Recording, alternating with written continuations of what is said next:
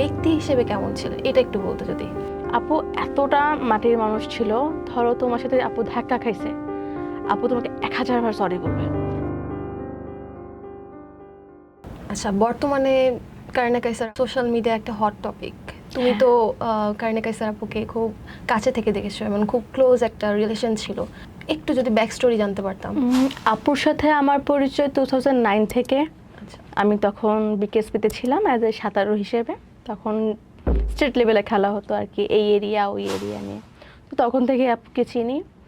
আর একটু বড় হওয়ার পর যখন আমি নিজেও মিডিয়াতে কাজ করা শুরু করলাম, তখন আপুর সাথে আমার খুব মোটামুটি ভালো একটা বন্ডিং তৈরি হয়। হয়তো বা আমরা সোশ্যাল মিডিয়াতে এটাকে কখনো জাহির করতাম না, তো আমি নজরে খুব ভয় পাই। ব্যক্তি হিসেবে কেমন ছিল এটা একটু বলতে যদি। আপু এতটা মাটির মানুষ ছিল, ধরো তোমার সাথে আপু ধাক্কা খাইছে, আপু তোমাকে 1000 বার সরি বলবে। অ্যান্ড এইভাবে টাচ করে দেখবে তুমি কোথাও ব্যথা পাইছো কিনা, এরকম একটা মানুষ ছিল। একটা ইনসিডেন্ট বলি, এটা আমাদের 36 সেটের একটা কথা। রেজা ভাইয়া তো আমাদের পরিচালক ছিল, ডানা আপু ছিল। একটা শুটে আমি ছিলাম ওইখানে, কোনো কাজের জন্য ছিল না, আমি গেস্ট হিসেবে ছিলাম ওইখানে। তো যেহেতু শ্যুট হয়, অনেক মানুষ থাকে, আমাদের এখানে রামিম নামে একটা ভাইয়া ছিল। কোনো একটা কারণে আপুর সাথে ভাইয়ের সাথে মিসকমিউনিকেশন ক্রিয়েট হয়। হয়তো বা আপুর জায়গায় আমি থাকলে তাকে খুব শাউট করে কথা বলতাম।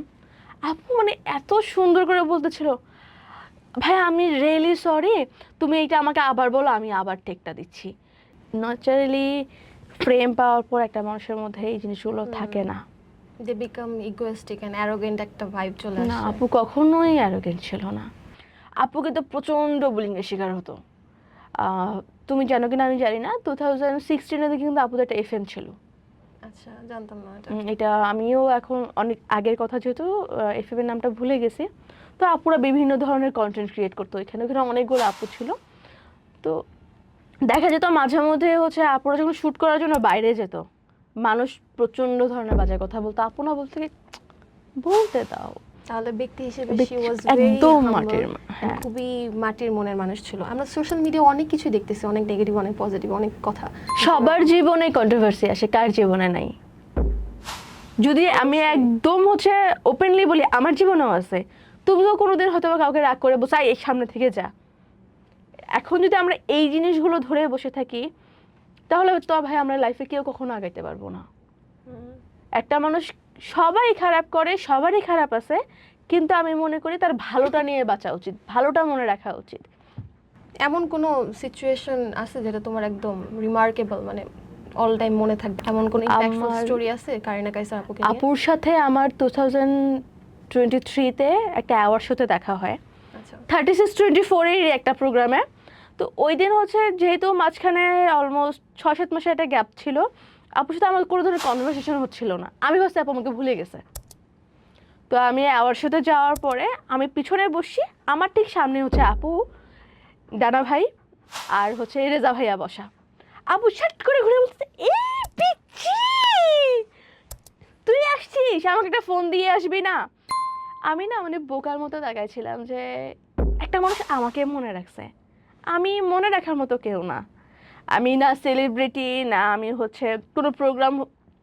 তখন তো মাত্র আমার জার্নি শুরু হয়েছে, আমাকে একটা মানুষ মনে রাখছে। আপু আদর টাদর করে আয় ছবি তুলি, আয় ছবি তুলি, ছবি তুলি করে করে আপু ওদিন কালো রঙের একটা শাড়ি পরছে এলো, সাথে একটা শাল ছিল, একটা ক্লাচ ছিল। তো আমি আপুকে বললাম যে আপু তোমাকে অনেক সুন্দর লাগতেছে। ওদিন আমিও শাড়ি পরা ছিলাম। আপু বলতেছে, আমি যদি জানতাম তোর শাড়িটা আমি নিয়ে আসতাম। তো সেটা খুব ভালো লাগছে, জানি সেটা আম্মুর শাড়ি, আম্মু আমাকে পরাই দিছে। আম্মু যা বকা দিবে, আমি যেভাবে নাচানাচি করতেছি। কারিনা কাইসার যেখানে আপু, তুমি ভাবছো আমাকে ইগনোর করতেছে, হ্যাঁ আমাকে চেনার কোনো কথা না, আমি পিছনে বসা, আমাকে চেনার কোনো কথাই না। কারণ আপুর সাথে আমার 2-1 বার সেটে দেখা হয়েছে, ছোটবেলায় যে কথাবার্তা হচ্ছে ওগুলো কেউ মনে রাখে না। সেটে গেছি, আপুদের জন্য গিফট ছিল, গিফট দিয়ে চলে আসছি। ওইখানে আপু নাম ধরে ডেকে বুকে নিয়ে আদর করে ছবি টবি তুলে আমার কাছে মনে হতেছিল যে আপু আমাকে সেলিব্রিটি বানাই দিতেছে। আমি যদি পারি ছবিগুলো শেয়ার করার চেষ্টা করব। এক কথায় খুবই মিশুক টাইপের একটা মানুষ ছিল। আর পারিবারিক একটা ব্যাপার থাকে, বাবা মা সন্তানকে যেভাবে বড় করে তারা তো সেভাবে চলা ট্রাই করে। আঙ্কেল আন্টি খুব ভালো, একদম তারাও মাটির মানুষ, আপুও তেমন। আর আপুর ভাইদেরকে নিয়ে আর কি বলবো। বাঙালির একটা স্বভাব আছে যে কারো অতিরিক্ত ভালো দেখতে পারে না, ওইটার পিছে আবার পড়ে যায়। এটা আবার একটা সমস্যা। মানুষ মারা গেছে, তার কেন ব্যাক স্টোরি বের করে তা কি করতে হবে? মারা গেছে, তুমি জীবিত ছিল তখন কেন করো না, এখন কেন করতেছো? যাই হোক, তোমার কাছ থেকে অনেক কিছু শোনা হলো, অনেক অজানা কথা। আই হোপ আমাদের এই পডকাস্টের থ্রু অনেকেই জানতে পারবে যে ব্যক্তি হিসেবে সে কেমন ছিল। অ্যান্ড দোয়া করি তিনি যেন জান্নাতবাসী হোক। তোমাকেও ধন্যবাদ আপু, যে আমার জীবনের এই ছোট ছোট বিষয়গুলো যে আমি আজকে সেখানে আপুর সম্পর্কে বলতে পারতেছি।